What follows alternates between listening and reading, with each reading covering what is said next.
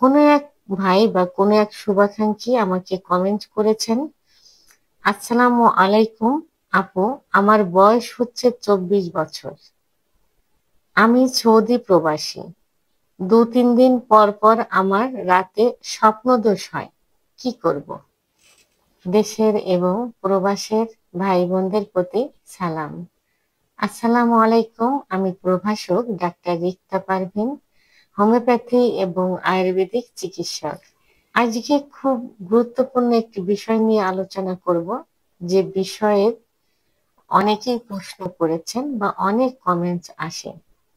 বিশেষ করে যারা অবিবাহিত এবং যারা স্ত্রীকে রেখে দূরে থাকে, প্রবাসে থাকে, সেই সব ভাইয়েরা এই কমেন্টস গুলো করেছেন। ঠিক একই প্রশ্ন অনেকেই করছেন যে তাদের 2-3 দিন পর পর স্বপ্নদোষ হয়, অথবা এক রাতে 2-3 বার হয়। তারা এখন কি করবে? আমি প্রথমেই আপনাদের স্বপ্নদোষের কিছু খারাপ কুফল নিয়ে আলোচনা করব।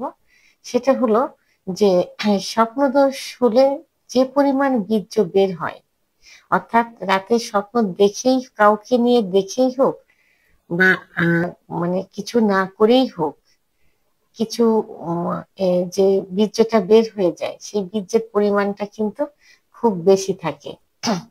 অর্থাৎ একবার স্বপ্নদোষ হলে যে পরিমাণ বীর্য ক্ষরণ হয়, 3 থেকে 4 বার স্ত্রী সহবাস করলে সেই পরিমাণ বীর্য যায়। তাহলে একবার যদি রাতে স্বপ্নদোষ হয়, তাহলে যে পরিমাণ যাবে, এইভাবে যদি 2 থেকে 3 বার হয়, তাহলে কি পরিমাণ যেতে পারে?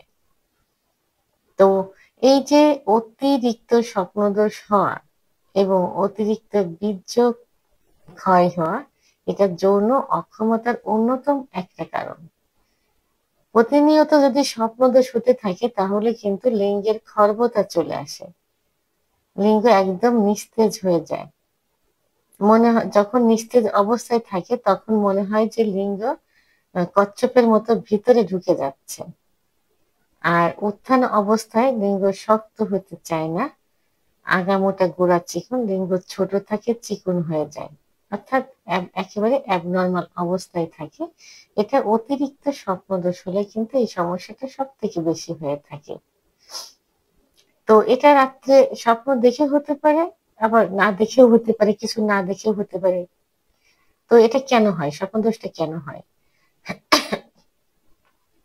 স্বপ্নদোষটা হলো যাদের অতিরিক্ত কিছু সেক্সুয়াল বিষয় নিয়ে যারা চিন্তা ভাবনা করে থাকে। বাবা,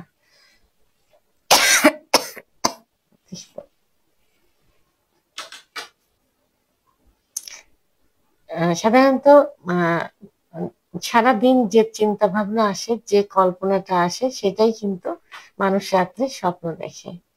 তো অতিরিক্ত সেক্সুয়াল বিষয় নিয়ে যদি চিন্তা ভাবনা করা যায়, অতিরিক্ত মেয়েদের নিয়ে যদি চিন্তা ভাবনা করা যায়, অর্থাৎ মেয়েদের বিষয়ে চিন্তা ভাবনা করতে গিয়ে যেখানে সেক্সুয়াল বিষয়টা চলে আসে, সারাদিন যদি সেগুলো মাথার ভিতর ঘুরপাক খেতে থাকে, এবং যদি পর্নোগ্রাফি দেখে অতিরিক্ত, এবং অতিরিক্ত পর্নোগ্রাফি দেখে যদি রাত্রে ঘুমে যায়, আর যারা বিদেশ থাকে, প্রবাসে থাকে, তারা সাধারণত সারাদিন কাজ শেষে বেডে যখন আসে, তখন ফোনটাই তাদের সঙ্গী হয়।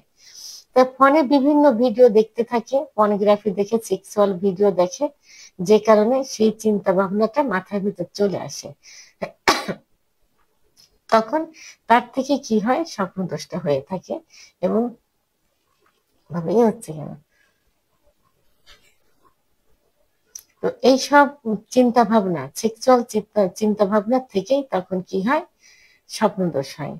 তো এই জন্য প্রথমে কি করতে হবে, এটা যেন না হয়, এটা যেন বন্ধ থাকে, স্বপ্নদোষ না হয়, তার জন্য এসব চিন্তা ভাবনা করা যাবে না।